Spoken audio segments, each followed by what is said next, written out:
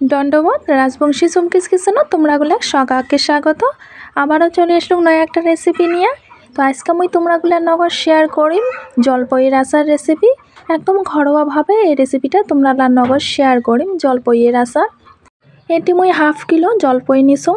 আর জলপইগুলো খুব ভালো মতন ধুইয়া বোটাগুলো ছাড়াইয়া নিয়া মুই ভালো ভালো জলপইগুলো এটি বেছিয়ে নিছুম, কারণ পোকা জলপইগুলো কিন্তু এটি কিন্তু আচারত দিম না, ওগুলো বাছিয়া ভালো ভালো জলপইগুলো নিয়ে নিছুম।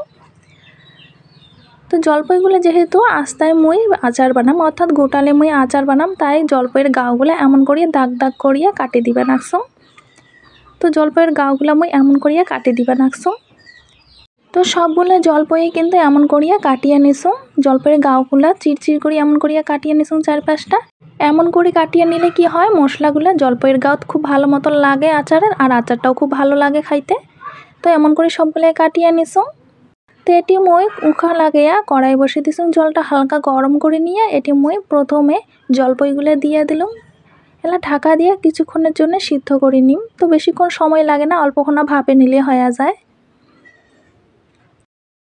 তো কিছুক্ষণ পর চলে আসলাম। তো ঢাকাটা উল্টিয়ে দেখে দিবে নাকছুম। দেখিলে পাবা হচ্ছেন জলপইয়ের কালারটা কিন্তু একেবারে চেঞ্জ হয়ে গেছে। তো তোমরা তুলিয়ে দেখে নাকছুম। তো একটা শান্তার সাহায্যে এমন করে তুলিয়ে দেখে নাকছুম। দেখো কালারটা কিন্তু অনেকটাই চেঞ্জ হয়ে গেছে। মোর জলপইগুলো কিন্তু সিদ্ধ হয়ে গেছে। জলপইগুলো কিন্তু খুব তাড়াতাড়ি সিদ্ধ হয়ে যায়। তো সবগুলো জলপই আমি নামিয়ে আনিছুম। তো এলা জলপইগুলো দিয়ে দিবা হচ্ছে সামান্য পরিমাণে হলুদের গুঁড়া, একদম সামান্য পরিমাণে হলুদের গুঁড়া দিয়ে দিলুম। তো খুব ভালো মতন জলপইগুলো কেমন করে মাখিয়ে নিলাম হলুদের সাথে।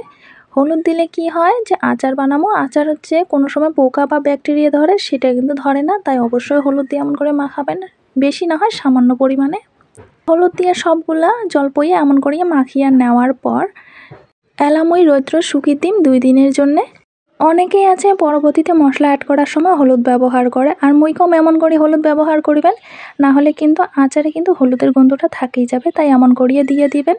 তো হলুদ মাখিয়ে জলপাইগুলো শুকিয়ে নেওয়ার পর এই পর্যায়ে আসি গেছি 2-3 মই হালকা রোদে শুকিয়ে দিছু। তো এলা আচার বানের জন্য মশলা ভাজিনি। তো এটি উখান আগে কড়াই বসিয়ে দিছুম। কড়াইটা হালকা গরম করে নিয়ে এটি দিলুম 5 ফোড়ন। 5 ফোড়ন নিছুম এটি 2 চামচ। এটি সাদা সর্ষে দিলুম 1 চামচ।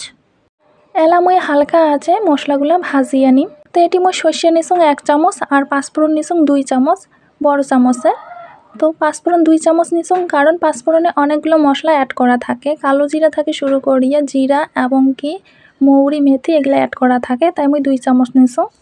তো এটি দিয়ে দিলাম 1 চামচ ধনিয়া, গোটা ধনিয়া, আর 1 চামচ দিয়ে দিবা হচ্ছে এটি আজওয়ান।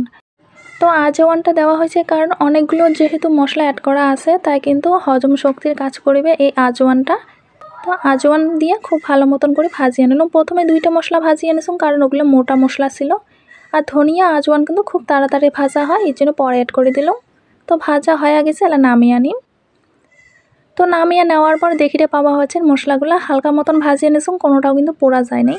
হালকা একটা সুগন্ধ বেরোইতে হলে কিন্তু নামিয়ে নেওয়া খাবে। তো এলা খুব ভালো মতন শিলনোড়াত গুঁড়া করে নিম। তো শিলনোড়াত মই গুঁড়া করে নিছুম, একদম কিন্তু দাখা দাখা করে গুঁড়া করা হবে, মিহি গুঁড়া না হয়। আর শিলনোড়া গুঁড়া করে নিছুম। শিলনোড়া গুঁড়া করার সময় কিন্তু কোনো রকমের জল ব্যবহার করবেন না, জল দিলে কিন্তু আচারটাই নষ্ট হয়ে যাবে, বেশি দিন থাকিন না হয়। এটি মই দিয়ে দিবা হচ্ছে 1 কাপ সরষের তেল। তো 1 কাপ মই সরষের তেল দিলাম। হাফ কিলো জলপইয়ের জন্য মই 1 কাপ সরষের তেল দিলাম। তোমরা চাইলে তেলের পরিমাণ বাড়িয়ে দিবার পান। তেলটা খুব ভালো মতন গরম হয়ে আসিছে, এলা মই দিয়ে দিম এটি হাফ চামচের মতো হিং। হয়তো কাহ কাহ হিং চেনেনও না, দেখিতে পাওয়া আছে এই কৌটাটা হচ্ছে হিংকের কৌটা, বেশি দাম না হয়, 25 টাকা করে নেয়। এই হিংটা দেওয়ার কারণে কিন্তু আচারটা অনেক দিন পর্যন্ত ভালো থাকবে। আর হিং দেওয়ার কারণে কিন্তু আচারের যে মেন একটা ঘ্রাণ সুঘ্রাণ সেটা কিন্তু আসবে, আর কিন্তু আচারটা খাবারও কিন্তু চটপটা হবে, সেই জন্য হিংটা মই দিয়ে দিলাম। তো মোর তেলটা কিন্তু গরম হয়ে গেছে, অল্পক্ষণ হিংটা খুব ভালো মতন করিয়ে তেলের সঙ্গে মিশিয়ে এমন করে খাটিয়ে ভাজিয়ে নামিয়ে আনিম। তো মোর কিন্তু তেলটা গরম হয়ে গেছে, তেলের কালারটা কিন্তু অনেকটাই চেঞ্জ হয়ে গেছে, দেখিতে পাওয়া হচ্ছে। তো মুই এলা নামিয়ে আনিম তেলটা। তো তেলটা নামিয়ে নেওয়ার পর ঠান্ডা করিয়ে নিছুম। তো এটি মই যে শুকিয়ে রাখছুম জলপইগুলো, দেখিতে পাওয়া হচ্ছে হলুদ মাখিয়ে যে শুকিয়ে রাখছুম, তো এটি জলপইগুলো নিছুম। তো এলা দিয়ে দিবা হচ্ছুং যে ভাজা মশলাটা গুঁড়া করে নিছুং সেই মশলাটা দিয়ে দিলুম। আর এটি দিয়ে দিবা হচ্ছুং হাফ চামচ জিরার গুঁড়া আর হাফ চামচ শুকনো লঙ্কার গুঁড়া। দিয়ে দিবা হচ্ছুং হাফ চামচের অল্প বেশি লবণ। আর এটি দিয়ে দিম 1 চামচের মতো চিনির গুঁড়া, অর্থাৎ চিনিটা মুই খুব ভালো মতন শিলনোড়াত গুঁড়া করে নিছুং আর সেই গুঁড়াটাই দিয়ে দিলাম। চিনির গুঁড়াটা দেওয়ার পর খুব ভালো মতন মাখিয়ে নিম অল্পক্ষণা। আর যেহেতু অনেকগুলো মশলা এটি দেওয়া আছে তাই কিন্তু মশলাটা ব্যালেন্স করার জন্য, আচারটা ব্যালেন্স করার জন্য চিনিটা ব্যবহার করিলাম। আর এটি দিয়ে দিম গরম করে রাখা হিংসহ তেলটা। তো খুব ভালো মতন করিয়ে তেলটার সঙ্গে মশলাগুলো মাখিয়ে নিম। তবে এটি মই চিনি ব্যবহার করেছি। তোমরা যাই মিষ্টি আচার খাবার পছন্দ না করেন তাইতে কিন্তু চিনিটাও স্কিপ করে পান। চিনিটা কিন্তু গোটা চিনি দেখ নাই, চিনিটা গুঁড়া করিয়ে তারপর দিয়ে দিছো।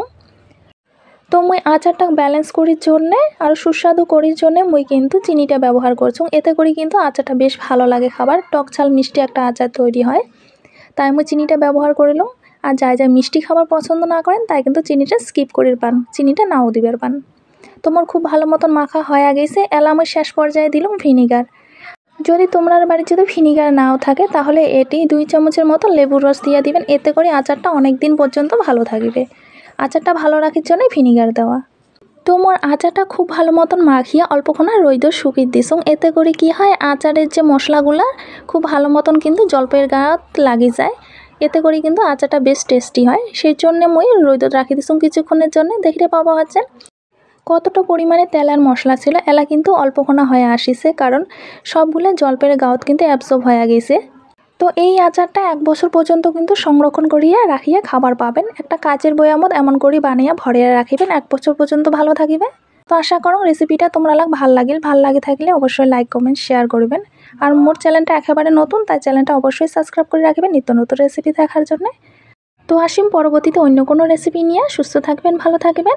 আর সম্পূর্ণ ভিডিওটা দেখার জন্য অসংখ্য ধন্যবাদ।